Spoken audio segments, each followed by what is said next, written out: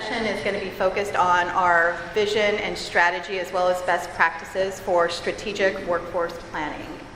We're going to be going through some of the best practices. More specifically, Brad will be going through some of the best practices in the strategic workforce planning space. And then what I'd like to do is show you a little bit of what we've got available today, as well as what we have available to you on an enterprise scale. So what is strategic workforce planning?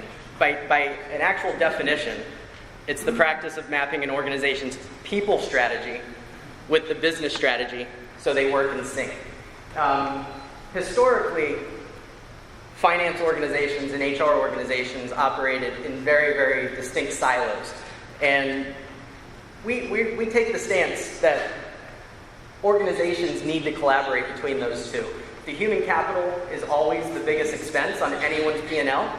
And because of that, why wouldn't finance want to be able to strategize how they're using that asset? Because if we're doing that proactively, now we're able to turn that cost and make them more efficient, make them more productive, which ultimately is going to add to the bottom line on the finance organization. I call strategic workforce planning really that tip of the iceberg of collaboration between these two organizations. I'm going to take a step back and look at this more from a macro perspective now and give some of the background. So the world is entering a work crisis with skills and labor. Just at the beginning of this month, they did the September numbers for the U.S. job openings. I think there's 7.1 million job openings in the United States alone right now. And with our unemployment is less than 5 million people. So just if you look at it from a supply and demand aspect in the United States, we already have a work shortage. If you table on top of that the actual type of skills that are required, and we have a lot of baby boomers that are retiring, we have technology that is constantly evolving and changing the skills necessary. What this does is cause a skills gap in the workforce, and organizations really, really, really need to focus on the human capital side and understanding where those skills shortages are, and what do we do to close those gaps. This is another example of not just the US, but where we're predicting by the year 2030 for all the nations across the world. Similarly, we're having lots of challenges just being able to staff the skills we need for organizations to grow and expand across the entire world. And like we talked about, the strategy risk is always associated with the difference in the demand and supply of your workforce. That's what HR organizations need to always be thinking about in the future.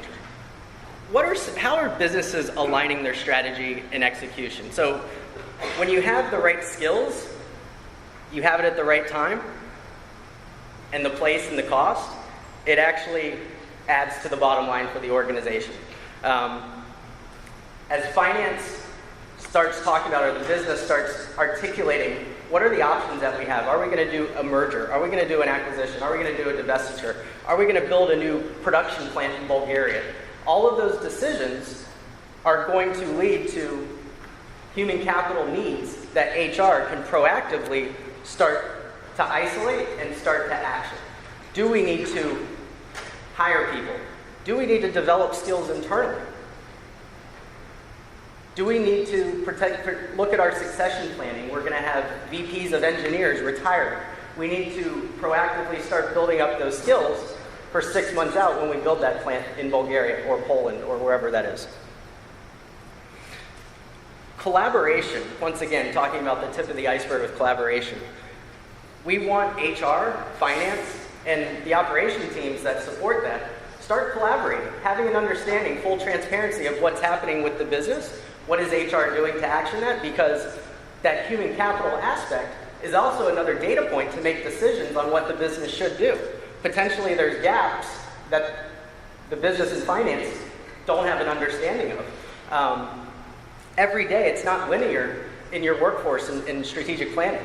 People retire, people go on sabbaticals, there's promotions, whatever it might be. All of that is constantly changing the supply and demand curve.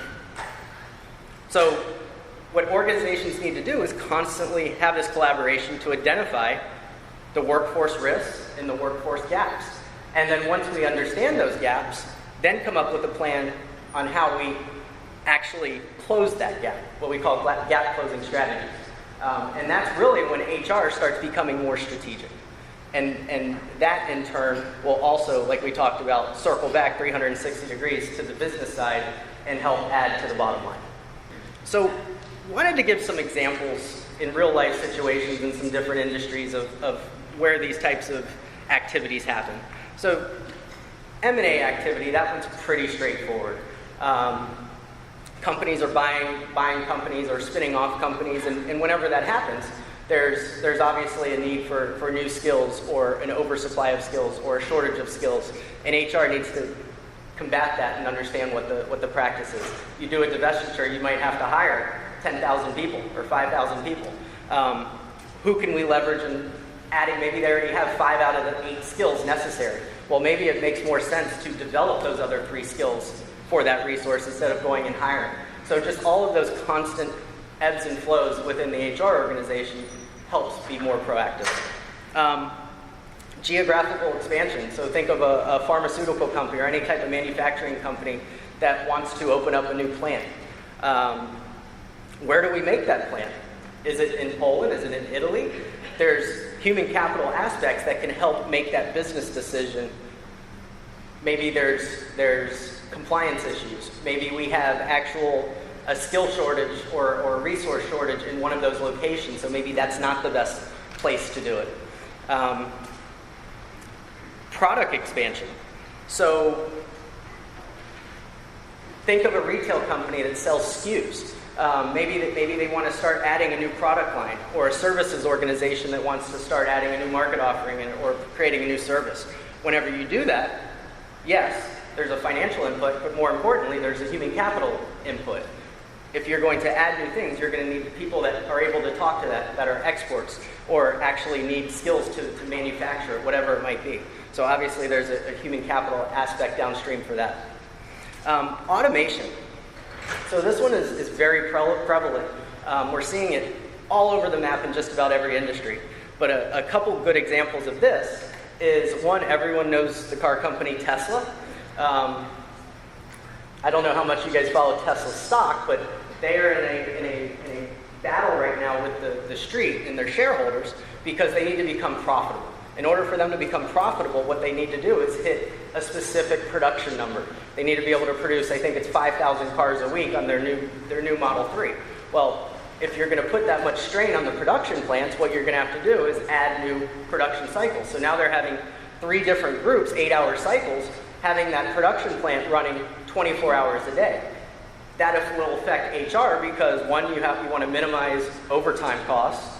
You also don't want to burn people out, having them work too much, because then you're opening yourself up to some type of risk for doing something wrong, having litigation, whatever that might be. So I think that's a really good example of how production expansion is really can be impacting towards HR. The automation component. So Goldman Sachs in the early 2000s, I think they had roughly 600, 700 cash equity traders in their HQ in New York. If we fast forward to today, that number you can count on one hand, because automation has taken those jobs. Now computers do all of those trading. And what happened? HR now, instead of having those resources that are doing the trading, they've had to hire computer engineers, software engineers to actually manage the software, manage those algorithms needed for running those trades. So if you ask Goldman Sachs at around 2000 that you're going to need computer engineers on your staff, they would have laughed. So automation and the change of technology is constantly evolving the skills needed in every organization. And then adjustment of hours of operation. So I went to college in New Orleans at Tulane University, so I like to think back of during Mardi Gras. And all of the retail stores, think of the supermarkets, the grocery stores, whatever that might be, I always noticed that there was staff differences around the parade routes. So the parades have tens of thousands of people on there, and the stores would ultimately staff to those parade routes. Likewise, for the stores that were not on a parade route, they had the skeleton crew playing because no one would come in there. So just being able to tactically switch those types of hours of operations and who goes to what store is something that HR can start to look at leveraging this technology. Another example is just in retail. So you think of all of the seasonal workers. They typically will move around. Or in nurses in hospitals, same thing. There's typically nurses get moved around based on supply and demand of different hospitals or what's happening in each of those locations. So just going back and kind of circling what we talked about. So why do we want to do strategic workforce planning? Why is this important to organizations? Well, change causes resource inefficiency. Talked about it not being linear. There's always supply and demand pushes and pulls. It's constantly changing those supply and demand curves. And with that, HR really needs to stay on top of it on a regular basis in order to manage that. Strategies can be misaligned globally. Organizations, sometimes regionally, have very different strategies and misalignments. That also can cause risks. So we want to help really streamline the type of alignment that's happening globally. So decisions that can be made are pretty similar from region to region. The collaboration, we talked about this. Historically, it's been a very non-collaborative work environment between HR and finance. This is a great way of knocking down those walls and those silos so we can work together. And lack of monitoring and corrective actions. This tool and the processes that go around strategic workforce planning is a great way of monitoring what's happening with your human capital. There's constant changes in regulations, and that also can add to risk. So as you're continually monitoring this type of ability with the workforce, you're able to also adjust on the fly to changes in policies and regulations that may be affecting your organizations. So I'm not going to drain this, but I just wanted to put a couple quotes of some executives that view workforce planning as extremely imperative. It's really all about, this is from a retail point of view, it's about having the right people at the right time. The companies that can mirror the customer's needs with the right amount of human capital have a competitive advantage that most companies cannot duplicate. And then in a distribution point of view, driving to the lowest cost per unit is imperative for survival. Workforce management provides us the ability to mirror labor with demand. This minimizes our costs, improves productivity, and allows the right product to be available to the customer sooner. Again, more sales, more profitability. Once again, full circle back to the profitability and the bottom line, which ultimately every CFO enjoys. And these are just some outputs of the actual tool. Wanted to put this in here so everyone can see some of the analytics that can be derived out of this tool. So what I really wanted to do was really take a look at some of the key capabilities that we provide within our solutions for our HCM Cloud customers. Now, there are a number of different options, and I know a couple of you were in my Global HR session earlier today, and we talked about some of those within Core HR earlier this morning. Now, what we're actually seeing and what we want to, and what we're actually doing, is providing a comprehensive strategy for our cloud customers.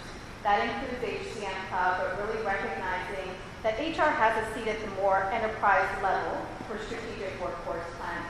And we need to ensure that HR understands those processes, as well as HR having input and ownership of those processes. And that's what our solutions intend to provide. So with that, I am sure every single one of you, if I were to ask any of you, have your own definition of strategic workforce planning. Somebody is going to describe in my book what modeling would actually represent, the ability to take an organizational view, a snapshot of an organizational view, and apply changes and see what the impact is. Other folks are going to say, you know what, it's probably more like budgeting and forecasting, right, for planning. If you've got any type of financial background, you're immediately going to go to the forecasting needs of planning. Now, everybody's going to have varying definitions of this, which is precisely why, from an HCM perspective, we want to ensure we provide solutions to support all the above. We also recognize that it's a transformation from a business process perspective, as well as from a roles perspective. Your HR leaders, as well as your HR practitioners, are transforming their responsibilities. They're not just playing the transactional administrator of employee data. They're really taking a much more strategic role at the C-level. And our solutions are to provide support of exactly that. It's going to take time. I get that a lot of organizations aren't quite ready to provide this type of solution to HR. HR may not be ready to have that seat at the table quite yet. But what we want to do is ensure that we have solutions to support you when you are. So with that, we also recognize that HR users have a unique user experience expectation, which is very different from finance. That probably is an understatement. And so with that, one of the key things we wanted to focus on when we looked at this solution is we wanted to provide a simple, comprehensive solution to support strategic workforce planning.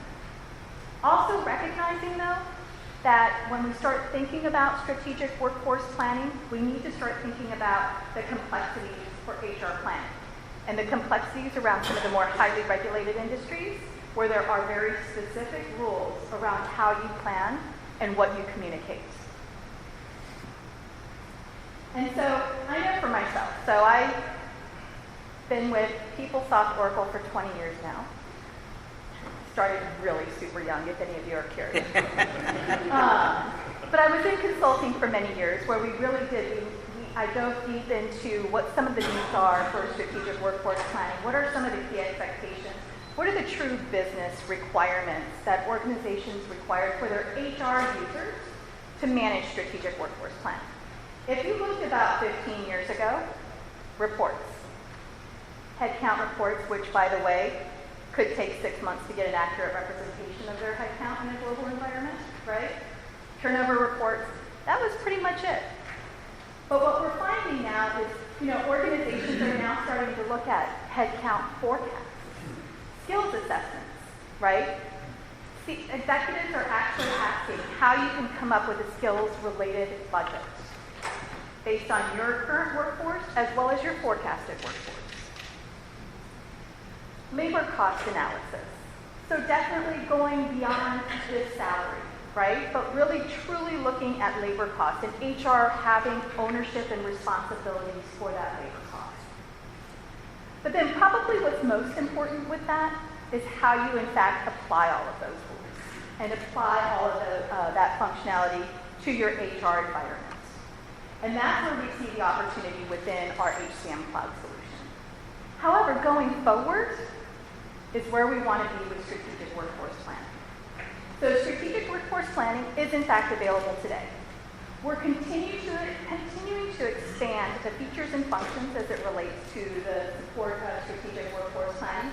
But some of those key business processes include things like skills forecast, taking the content already available within your HR system to do comprehensive analysis of what your skills look like today and what your skills demand looks like tomorrow and how you're actually going to fill that gap. And what's that cost going to be to your organization? The recommendations piece is kind of what's next. So this is where, and for those of you in my previous session, I'm going to have to repeat it again, but Customer Connect. Hopefully many of you are in fact already on Customer Connect. I strongly recommend going out there. We have various conversations on strategic workforce planning. Please add to it. One of the key things that we want to see are your input in terms of where you see your organization going with this. Do you want to see system automated recommendations to your managers for strategic workforce planning? Or is that something you don't see as a priority? These are some of the things that we're actually discussing right now within our development organization. So what can you do within HCM Cloud today? So it's interesting because when you think of strategic workforce planning, you don't really see that as a solution that's required by every single organization. There are some smaller organizations, maybe even some less complex organizations, where this is really not needed. What we have available within HCM Cloud, perfectly sufficient for what you require to manage some of your simple planning needs. What we also have is comprehensive position management, precisely to support some of those more simple planning needs. This is all available within HCM Cloud today. We support it today, you can deploy it today, and you can take advantage of all these capabilities. Workforce modeling, again, available today, has been in the product for many years, can be used to support not just your HR population, but also your line managers.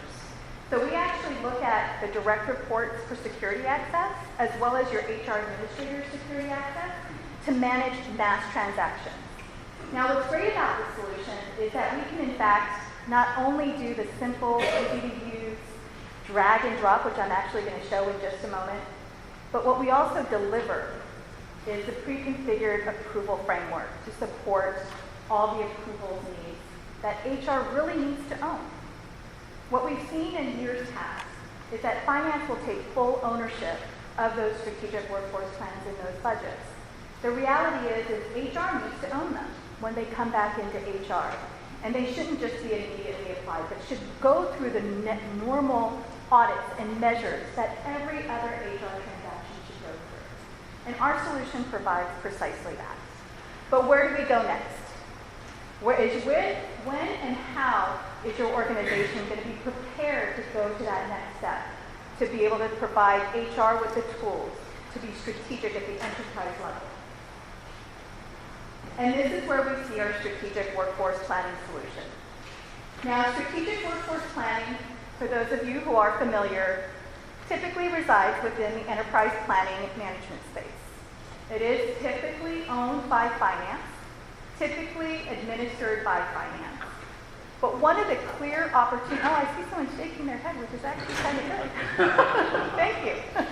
I'm glad to hear that. I say typically, so I'm actually glad to see that you disagree. What we're hoping is that HR is in fact going to be taking more ownership of this. Not only is HR the provider of employee data, which has traditionally been their role, the expectation is that HR will take a more strategic role in ownership of this process, with finance being an input to this process. Now, it is a slight shift for a lot of HR professionals because you're looking at supply and demand, which is typically, again, a finance function. But when you're thinking about supply and demand of people, it definitely is an HR function. And I want to just kind of show some of the steps around strategic workforce planning. Similar to any other financial planning solution, you would do the same thing with people. You need to define the demand drivers. What's going to input what demand you have within your organization today as well as tomorrow? You need your source for your supply. What's your current state look like, right? Some of those assumptions that you may have defined. Plan your headcount. Analyze, approve, and of course take action. Now when we think of analyze, approve, and take action, you need to think about all of those HCM aspects of that process.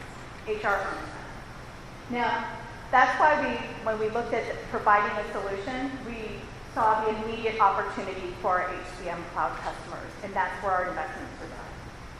One of the key areas that we're planning to invest in over the next 12 months is in the area of adaptive intelligence. We're doing the same thing within the strategic workforce planning. So the key area that we see the opportunity for adaptive intelligence is in the gap analysis. We want to be able to provide recommendations based on that gap analysis. Is it about hiring? Is it about training? Is it about expanding mentoring opportunities? What is it about that will ensure that you can close that gap? Or is it truly cost? Is it about improving their salary, increasing their salary? We deliver all of these analytical touch points within HCM as well as within our strategic workforce planning solution, and we can leverage those data points within the solution. So what we expect to do within the next 12 months is really look at how we can in fact take adaptive intelligence to be able to provide recommendations as part of the results of the gap analysis. So hopefully as you're thinking about this, especially post-open world, go out to Customer Connect, provide your thoughts around that if you see that as a really good opportunity for us to invest in over the next couple of months.